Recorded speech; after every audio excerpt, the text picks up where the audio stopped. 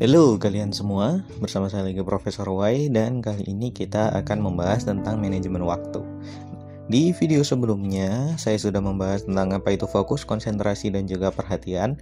Dan kemudian di video kali ini saya akan membahas bagaimana caranya kita meningkatkan konsentrasi saja. Oke. Dan ketika kalian mendengarkan video sebelumnya mungkin kalian sudah juga mungkin bisa menyimpulkan bahwa yang namanya perhatian itu tidak bisa kita alihkan. Perhatian itu natural, perhatian itu bisa langsung teralihkan begitu aja ya. Contohnya kayak ketika mengemudi atau mungkin ketika membaca, itu perhatian itu bisa langsung fokus ke gambar. Ketika kalian di situ browsing, perhatian bisa langsung fokus ke iklan dan lain sebagainya. Dan itu natural. Kalian nggak perlu merasa berbeda ketika kalian kok saya perhatiannya cepat sekali berpindah, yaitu natural. Dan kemudian konsentrasi. Apakah konsentrasi perlu dilatih? Perlu. Kenapa kok konsentrasi yang perlu dilatih?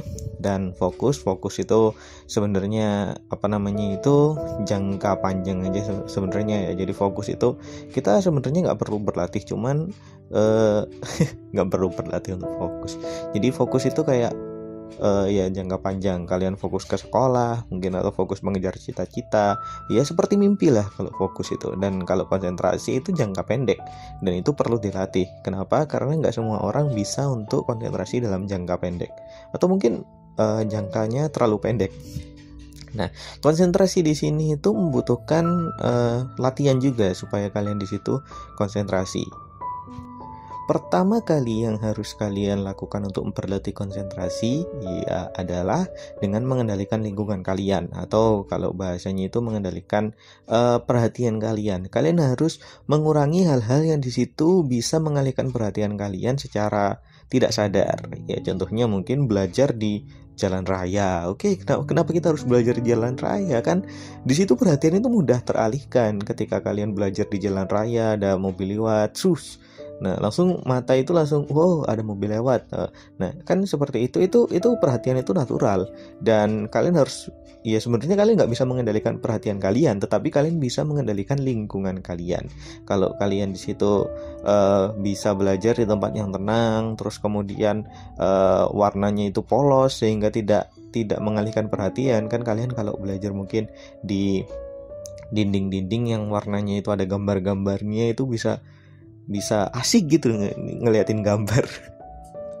Dan ya itu pastinya itu ketika kalian bosan melihat gambar itu kayak asik gitu loh. Apalagi kan belajar situasinya membosankan kan, terus kalian melihat gambar kok gambarnya asik sekali, terus ya seperti itulah jadinya. Dan distraksi ini yang bisa kita kendalikan. Kita gak bisa mengendalikan perhatian kita akan sesuatu yang mencolok, tetapi yang bisa kita kendalikan adalah distraksi seperti ini. Ketika kalian mungkin mau konsentrasi, ya kalian harus menjauhkan distraksi ini, ya seperti menjauhkan handphone, terus kemudian belajar di tempat yang tenang dan lain sebagainya. Bahkan ketika saya mendengar pembicaraan, ya sebenarnya melihat fotografi dari itu kantornya Linus pendiri Linux, bukan pendiri, penemu Linux Torvalds. Itu ya sederhana sekali kantornya, cuma ada satu komputer dan kemudian langsung temboknya itu warnanya hijau, karena dari pelajaran yang kita dapat hijau itu warnanya itu natural dan tidak mencolok gitu loh, itu hijau. Dan kemudian yang penting adalah komputer jangan sampai berisik, karena ketika berisik itu mengalihkan perhatian. Nah itu dari Linus. Kalau kita ingin konsentrasi juga seperti itu. Dan setelah kita mengendalikan perhatian kita, atau mungkin ya mengendalikan perhatian kita atau lingkungan kita dari faktor luar, kita juga harus memperhatikan yang ada di dalam. Dan yang ada di dalam ini yang harus kalian perhatikan ada 3, yaitu adalah anxious atau kecemasan, kemudian kebosanan dan kecapean. Ketika kalian di situ sudah dalam masa-masa yang 3 ini, itu kalian akan sulit konsentrasi. Yang pertama adalah kecemasan, cemas, takut, khawatir akan sesuatu. Kalian pasti gak bisa konsentrasi ketika seperti itu. Mungkin ketika kalian belajar sambil download ya, kalian pasti cemas, download saya bagaimana ini, download saya apakah gagal atau mungkin sukses atau sudah selesai. Nah itu kan ya cemas seperti itu. Atau mungkin cemas karena gak dibalas sama pacar, ya itu kan ya cemas. Ketika kalian cemas seperti itu, kalian gak akan bisa konsentrasi. Paham? Ya seperti itu. Dan yang kedua adalah ketika kalian bosan. Ketika kalian bosan, pasti kalian juga gak akan bisa berkonsentrasi. Mungkin ketika kalian terus-menerus belajar sesuatu yang membosankan, yang tidak membuat kalian tertarik. Mungkin kalian itu prefernya belajar sejarah, karena sejarah itu ya cerita-ceritanya asik gitu. Tetapi kemudian dikasih matematika, ya bosan. Ketika kalian bosan seperti itu, perasaan bosan kalian itu akan menghalangi konsentrasi kalian. Nah, jadi ketika kalian mengerjakan sesuatu, ya harusnya kalian menghindari kebosanan seperti ini. Ya entah itu aktivitasnya diganti atau mungkin perasaan kalian yang diganti, ya saya nggak tahu. Kalau itu kewajiban ya pastinya perasaan kalian harus diganti dong. Masa pengen jadi dokter kemudian belajar biologi bosen, ya itu kalian nggak cocok jadi dokter berarti. Nah terus kemudian cemas, bosan, dan kemudian yang ketiga adalah lelah. Nah lelah ini bisa kita kendalikan dengan bukan berarti kita harus istirahat cukup, nggak kebablasan istirahatnya dan seperti itu.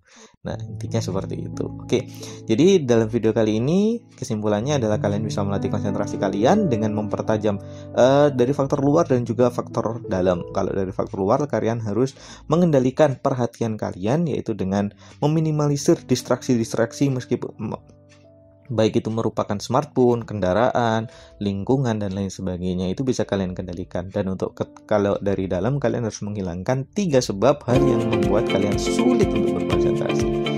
Oke, mungkin seperti itu saja video pada series kali ini.